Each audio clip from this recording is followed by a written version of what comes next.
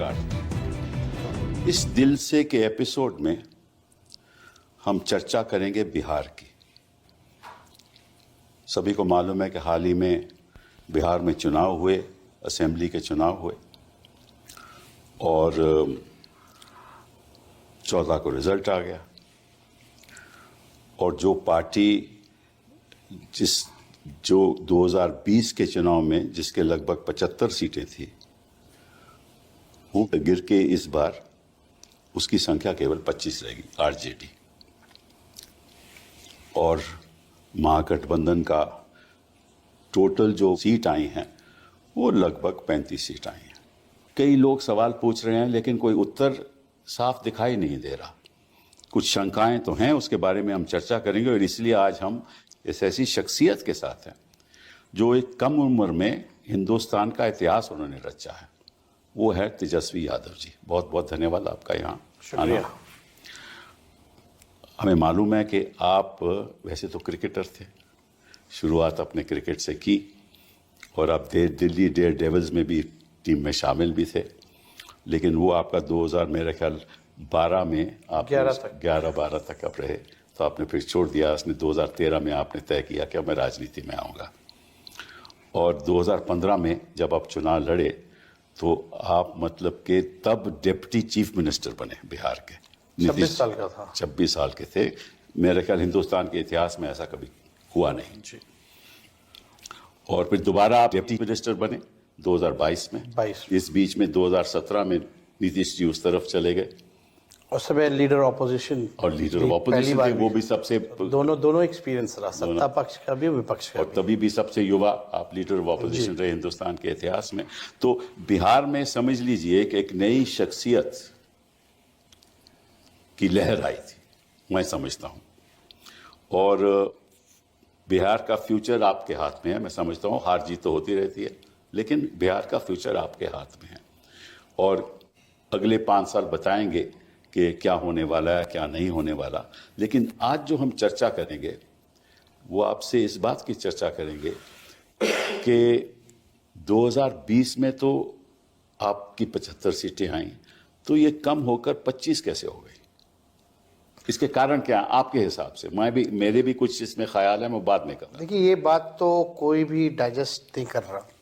खासतौर पे बिहार की भी जनता से भी बात की जाए आज भी, तो उनको भी ये पच नहीं रहा बात।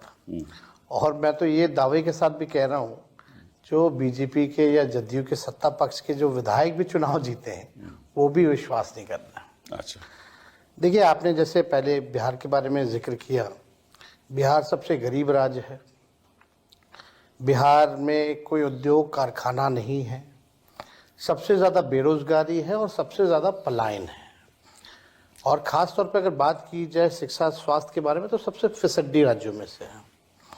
लेकिन बिहार की एक खूबी भी है कि बिहार देश का सबसे युवा प्रदेश भी है। तो तकरीबन 60% जो है युवा हैं।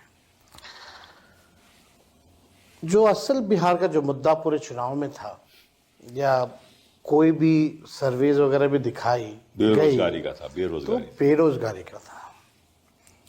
और पेपर लीक हो, बेरोजगारी हो, करप्शन हो, क्वालिटी ऑफ एजुकेशन की बात हो, शिक्षा की बात हो, पलायन की बात हो।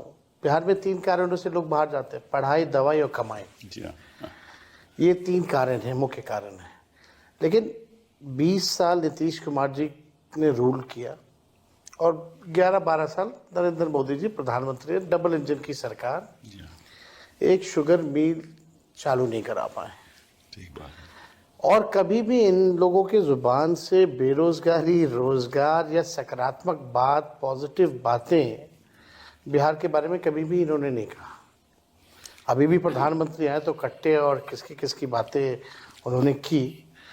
लेकिन 2020 में सबसे पहले हमने ये घोषणा की थी कि अगर हम मुख्यमंत्री बनते हैं तो पहले कैबिनेट मीटिंग में पहला कलम अगर मेरा चलेगा तो 10 लाख नौजवानों को सरकारी नौकरी देंगे। लोगों ने बढ़ चढ़ करके जो है हम लोगों को सपोर्ट किया और केवल डिफरेंस जो था 20 में वो 12,000 वोटों का था, हमारे अलायंस में और उनके अलायंस में। और सीटों की तुलना कीजिए तो 12-14 सीटों का फर्क, जी हाँ। 12,000 जी हाँ, जी हाँ। बड़ा, तो बिलो 1000 वोट्स जो है हम कई सीटें जो है हारे हैं। लेकिन आपको एक शब्द में हम बता देंगे क्योंकि कि अभी चुनाव में आपका हुआ क्या। उस बात का जवाब नहीं आया कि क्यों आप समझते हो कि ये आप हम ये कह सकते हैं कि लोकतंत्र हारा है, मशीनरी जीती है।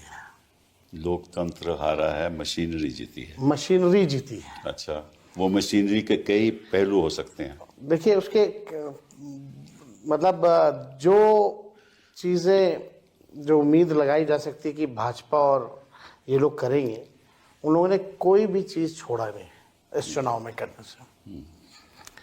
आप देखिएगा जो भी योजनाएं, हमारा जो विजन था, सबसे पहली बार चुनाव में से पहले हमने अपना विजन रखा था कि पेंशन हम बढ़ाएंगे, माई बहन मान योजना भी लाएंगे। ये सारी चीज़ों को देखिएगा तो सरकार ने उसको इम्प्लीमेंट किया। और ये 20 साल से इनको याद नहीं आ रहा था कि 400 से भी पेंशन बढ़ाना है। जब हमने कहा तब इन लोगों ने जो है वो इम्प्लीमेंट जो है किया। लेकिन चुनाव के कोड ऑफ कंडक्ट के 10 दिन पहले 10-10 हज़ार रुपये बांटे गए। यानी वैसे अलग अलग योजनाओं के तहत लगभग 40,000 करोड़ रुपए जो हैं पूरे बिहार में लोग सीधे जो है बांटे गए। आप ये कह सकते हैं कि रिश्वत दी गई है पूरे चुनाव में। लेकिन अभी भी ये बात नहीं समझ में आ रहा। तो फिर आप समझते हो कि ये इस पैसे की वजह से और इस सॉर्ट ऑफ जो राहत दी गई, मतलब एक तो जो 10,000 स्कीम है, 1,40,00,000 किसानों को भी दिया गया, किसानों को भी दिया वृद्धा गया, पेंशन, सामाजिक सुरक्षा पेंशन के तहत भी दिया गया और जीविका ये दीदियों को भी दिया गया, सबको दिया। महिला रोजगार जो योजना है, जी हाँ, उसके हवाले जो है पैसे जो है जिस दिन वोटिंग पड़ रही है उस दिन भी खाते में आ रहे हैं। जी हाँ, ये वो तो ठीक है। तो आप समझते हो कि इस वजह से लोग प्रभावित हुए? मेरे ख्याल से ये अगर आप देखेंगे तो बड़े इंटरेस्टिंग डेटाज हैं। हमारा वोट बढ़ा है, मतलब हमें थोड़ा सा, हमारा 23% आपका परसेंटेज वही रहा है, थोड़ा सा बड़ा भी है। लगभग 32 लाख वोट हमारा बढ़ा है जी हाँ, पिछले चुनाव के मुकाबले। जी हाँ, जी हाँ। अब ये बात ये समझ में आ रहा है कि भाई डेटा अगर आप देखें तो बैलेट में जो पोस्टल बैलेट जो वोटिंग वो होती है, उसके बाद में अभी चर्चा करेंगे जी। बट वोट आपका बढ़ा है, इसमें कोई शक नहीं, वोट बढ़ा है एकदम, इसमें शक नहीं। आपका परसेंटेज भी 23% रहा है और बीजेपी का लगभग मेरा ख्याल 20% है और नीतीश बाबू का थोड़ा 18% है। वो तो हमें मालूम है, लेकिन अगर उनका मिला लिया जाए तो उनकी जो परसेंटेज है आपसे कहीं ज्यादा है। तो लोग ये भी कह सकते हैं कि ठीक है, आप 23% रहे, बाकी लोगों से आपको वोट नहीं मिले। ये एक विषय हो सकता है और जिस पे चर्चा हो सकती है। बट ये भी एक है ना कि 20 साल पुरानी जो सरकार है वो भी ठीक है आपकी बात। और उसकी एंटी इनकम्बेंसी जो है 16% वोट उनको बचाने के लिए नहीं पड़ रहे। कभी भी अगर देखा गया है, अगर वोट की परसेंटेजेस बढ़े हैं तो वो बदलाव के लिए जैसे वोट पड़े हैं। बट अब बात पोस्टल बैलेट पे आती है। देखिए, जो पोस्टल बैलेट होते हैं उन्हीं लोगों के होते हैं जो सरकारी नौकरियों में हो, ठीक है ना, कोई इंस्पेक्टर हो, शिक्षक होते जो हैं, सर्विस के लोग होते हैं, जो ऑन ड्यूटी इलेक्शन में लगना ठीक है ना, तो उनके और ये पढ़े लिखे लोग होते हैं जी। तो मैं देख रहा था, यहाँ आंकड़ा देख रहा था कि अगर वहां देखा जाए तो शुरुआत में जो पोस्टल बैलेट के वोट पड़े हैं वो लगभग समझ लीजिए सबसे ज्यादा आपको पड़े हैं। और उसको अगर हम कंस्टिट्यूएंसी में बदलाव लाएं तो 243 कंस्टिट्यूएंसीज में से 143 कंस्टिट्यूएंसी में आप लीड कर रहे हो जी। और 94 कंस्टिट्यूएंसी में एनडीए लीड कर रहा है और अदर्स 6।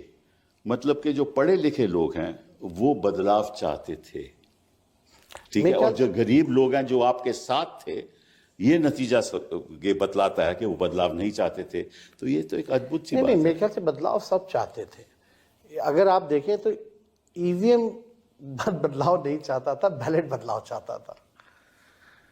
तो आप समझते हो कि ईवीएम में कोई गड़बड़ी है? देखिए, कोई वैसे साइंटिफिक प्रूफ नहीं है, लेकिन I can sense, I can smell कि अदृश्य शक्तियां जो हैं उन्होंने अपना काम किया। अच्छा। ठीक है, अभी सामने एग्जैक्टली नहीं आ पा रहे कि क्या हुआ है, लेकिन आने वाले समय में ज़रूर पर्दाफाश होगा। अब हमको ये लगता है कि ये वोट बढ़ाने की जो एक बड़ी साजिश है, वोट बढ़ाना ये मतलब मशीन बढ़ाओ। मशीन कैसे बढ़ेगा? तो बूथ की संख्या बढ़ा दो। तो ये पूरा खेल जो है, बूथों को बढ़ाया गया। बूथ बढ़ेंगे तो स्वाभाविक रूप से मशीनें बढ़ेंगी। मशीनें बढ़ेंगी तो इनकी जो अभी तो हम कोई ऐसा एविडेंस नहीं ला सकते, but I can sense it कि कुछ गड़बड़ है, कि कुछ ना कुछ ये लोग करते हैं। लेकिन एक और बात पे हम चर्चा शुरू करना चाहते हैं, वो है एसआईआर पे, स्पेशल इंटेंसिव रिवीजन, जो इन्होंने तय किया कि हम करेंगे। तो आपको मालूम है कि स्पेशल इंटेंसिव रिवीजन एक ऐसा रिवीजन होता है जो नए तरीके से वोटर की जानकारी पता मतलब पुराने लिस्ट को अलग करके नया लिस्ट बनाया जाए। तो ये भी एक और तरीका था कि 2 महीने में इसको कराओ, और सभी को मालूम है कि 2 महीने में ये हो नहीं सकता। तो ये भी एक साझेदारी थी आपके हिसाब से? आपको याद है जब ये अनाउंस किया गया कि बिहार में एसआईआर जो है लागू की जाएगी, उसके 2 दिन बाद ही हमने प्रेस कॉन्फ्रेंस करके इसका कड़ा विरोध किया, क्योंकि फरवरी में लिस्ट आया हुआ था और एक सामान्य प्रक्रिया है। जिनकी मृत्यु होती है उनका नाम काटा जाता है, जो 18 साल के ऊपर होते हैं उनका जुड़वाने का वो सालों भर चलता है। कोई ऐसा नहीं कि नया कोई बात है। फरवरी में एक लिस्ट आई हुई थी, और फरवरी और एसआईआर का जो लिस्ट में जो डिफरेंसेस आप देखेंगे, मरे हुए लोगों का या अनट्रेसेबल लोगों का या डुप्लीकेसी की बात अगर की जाए तो बड़ा ह्यूज डिफरेंस था। आप तो सर केस लड़े, यू नो एवरीथिंग, लेकिन हमारा ऑब्जेक्शन ये था कि भाई उस दौरान एसआईआर आप कर रहे हैं जब बिहार में फ्लड है। जो अपना जान बचाएगा, जो अपना घर बचाएगा, कि वो डॉक्यूमेंट जमा कराता चलेगा ब्लॉक ऑफिस। जी हाँ, बिल्कुल सही। तो सवाल तो एक तो टाइमिंग को लेके था, अगर आपको कराना था तो आप लोकसभा के बाद ही ये प्रक्रिया चालू कर देते हैं।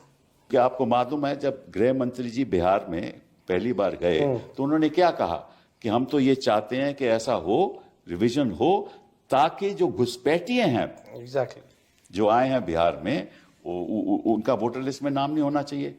तो आप बताइए कि इसी एक घुसपैठिए का आपका नाम पता चला? वो तो इलेक्शन कमीशन ने कहीं कैटेगरी में भी नहीं रखा था। नहीं रखा ना, तो ये ना ही कुछ था। आप देखिए इससे पहले भी झारखंड का चुनाव हुआ, वहां भी घुसपैठिया ही मुद्दा उठाया गया। बिल्कुल बिल्कुल। अब वहां क्या खत्म हो गए? अब अमित शाह मोदी जी का ध्यान उधर नहीं जा रहा। अब बिहार में चुनाव है तो घुसपैठियों की बात की जा रही है। और आश्चर्य लगता है हमको कि इलेक्शन कमीशन जब सुप्रीम कोर्ट में एफिडेविट करता है तब उसमें इसका जिक्र नहीं है, और उसके बाद भी प्रधानमंत्री वहां जाके घुसपैठिया की बात कर रहे हैं। उनका तो पुराना ओल्ड फॉर्मूला है, डिवाइड एंड रूल, जो अंग्रेजों का था कि आप हिंदू मुसलमान करो, नफरत की भाषा इस्तेमाल करो, आप जो है लोगों में समाज में तनाव का वातावरण पैदा करो। जो मूल प्रश्न है, जो एजेंडा है, पढ़ाई, दवाई, कमाई, सिंचाई, शिक्षा, स्वास्थ्य, सारी चीज़ें, ये सब अलग करो और हिंदू मुसलमान का माहौल बनाओ। लेकिन मैं एक बात सोच रहा था कि जो उत्तर प्रदेश के चुनाव में 2027 में है ना? हाँ, है ना, 2027 में। अभी टाइम है, वो अभी तो 2025 पहले बंगाल का, फिर ठीक है ना। तो उसका जो इंटेंसिव रिवीजन है वो अभी क्यों हो रहा है? क्योंकि उसके लिए तो अभी आपको 6 महीने 8 महीने भी आप कर सकते हो, तो उसका आप 2 महीने में क्यों कर रहे हो? इसके पीछे तो कुछ होगा नहीं, सोच होगी ना। ये लोग नई जल्द से जल्द किया जाए। नई चीज़ें जो हैं ये लोग कुछ ना कुछ सोचते रहते हैं, कर रहे होंगे। लेकिन ये जो हिंदी बेल्ट जो है ये इनके लिए सबसे इम्पोर्टेंट है। यूपी, बिहार और आपका बंगाल का जो इलाका है, ये बिहार में आज तक भाजपा अपने बल पे नहीं आई है, तो बिहार तो इनके लिए एकदम टारगेट था ही था। जी हाँ। तो इन्होंने जो करना था वो किया। अभी अगला बंगाल है, बंगाल में भी इसकी जो है शुरुआत की जाएगी। वहां तो जो घुसपैठियों की बात तो और जोर शोर से की जाएगी, बिल्कुल, और कम्युनलाइज करेंगे लोग चुनाव को। नहीं, बट वहाँ तो प्रॉब्लम थोड़ी और है ना, कि जो बांग्लादेश से लोग आए हैं वो तो हिंदू लोग हैं ना, मुस्लिम तो नहीं आए ना, तो वो थोड़ा मुश्किल है, थोड़ा मुश्किल सवाल भी। आपका जो महागठबंधन, इसमें भी बड़ी लोगों को दुख था कि एक स्तर से बात नहीं हो रही, और आपकी सीट की जो होना चाहिए था, पहले होना चाहिए था, वो आखिर तक आप लोग झगड़ा कर रहे थे। तो क्या प्रॉब्लम क्या थी? देखिए, तो झगड़ा, इससे भी बड़ा अच्छा मैसेज नहीं गया। देखिए मेरा साफ मानना ये रहता है, विनेबिलिटी देखनी होती है। विनेबिलिटी को ही देखते हुए आप डिसीजन लीजिए। अगर आप एक जगह मजबूत हैं, आप वहाँ लड़िए, हम जहाँ मजबूत होंगे हम लड़ेंगे। लेकिन हर पार्टियां चाहती हैं कि भाई ज़्यादा से ज़्यादा सीटें जो हैं वो लोग लड़ें, और ये पॉसिबल नहीं हो पाता। और जो महागठबंधन जो बिहार में बेसिकली आप देखें तो वहाँ 6-7 पार्टियां थी, जी हाँ, नंबर भी ह्यूज थे, वो भी टाइम टेकिंग प्रोसेस था। 3-4 पार्टी यहाँ चाहती थी, मैं एक सीट पे, आपको उनका भी शुरुआत इंटरेस्ट पहले था। कर देनी चाहिए थी, क्योंकि नहीं, हम आखिर लोगों तक ने क्यों छोड़ा आप हम लोगों ने बाकायदा हर चीज़ की शुरुआत की थी। लेकिन कुछ जो सीटें, जो 8-10 जो सीटें थी, वो फ्रेंडली फाइट में भी थोड़ी वो प्रॉब्लम आ गई। फ्रेंडली फाइट हम लोग जो है वो हम लोग लड़े। हालांकि ये तो हर दूसरी तरफ एनडीए में भी बहुत ही इसकी खिचपिच हुई। उनके लीडर्स ने तो खुल करके ट्वीट भी किया कि हम संतुष्ट नहीं हैं, हमारे साथ नाइंसाफ़ी हुई है, ये भी क्या, लेकिन लोग साथ में थे। फिर अल्टीमेटली ये इतना बड़ा मुद्दा नहीं है। मुद्दा फिर भी ये है कि अगर हम बैलेट में 143 सीट जीत रहे हैं तो मशीन में जाकर के वो ट्रेंड कैसे चेंज हो जाना, उल्टा ऑपोजिट कैसे हो जाना है। मतलब पढ़े लिखे लोग आपको वोट दे रहे हैं, तो गरीब लोग आपसे मतलब कि नाराज हैं, यही हुआ ना? सबसे ज्यादा इस सरकार में तो गरीब परेशान है, जी हाँ, लाचार है। खैर, इनका अपना काम है, तानाशाही ठीक है, कुछ दिन और चलेगी, लेकिन ये हमेशा चलने वाला नहीं है। और हम जैसे नौजवानों को जो है खड़े रहना पड़ेगा। इनके डराने धमकाने से डरना नहीं होगा, इनके लालच देने पे हम लोगों को लालची नहीं बनना पड़ेगा, बल्कि हम लोगों की जिम्मेवारी है इस देश के लोकतंत्र और संविधान की रक्षा करने के लिए। ये कुछ भी करेंगे, हमारे नेता लालू जी ना झुके, ना ये पार्टी कभी बीजेपी के साथ कॉम्प्रोमाइज़ किया, ना तेजस्वी कभी कॉम्प्रोमाइज़ करेगा। इस बात से हम आपसे बड़ा शुक्रगुजार हैं कि आप हमारे शो पे आए। बहुत बहुत धन्यवाद। शुक्रिया।